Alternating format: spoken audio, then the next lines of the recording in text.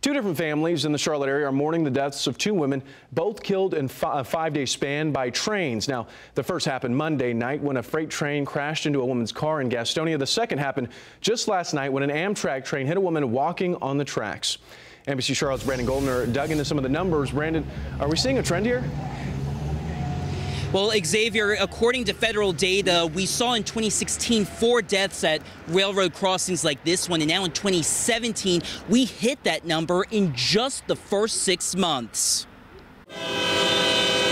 That distinct, intense roar of an oncoming train is a not-so-subtle hint at how destructive it can be. Train incident at 1029 Cox Road, 1029 Cox Road. Monday night in Gastonia, an 84-year-old woman died instantly after police say she backed her car into an oncoming Norfolk Southern train. The crossing's arms, lights, and alarms were working. Pedestrian stop. Old Concord Road and McLean Road. On Friday night, CMPD says a woman impatiently waiting at a railroad crossing actually got out of the car and lifted up the crossing arm so the driver she was with can go through. As she crossed the tracks to get back to the car, an Amtrak train hit and killed her. Preliminary Federal Railroad data shows North Carolina already had 4 deaths at crossings just in the first 6 months of this year. That does not include these 2 most recent deaths.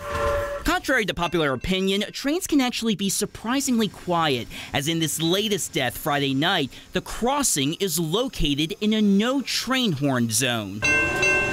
It's why safety experts warn people to follow all lights, sounds, and signs at crossings, stay behind that thick white line, and whether you're walking or driving through a crossing, pay attention with your eyes and ears.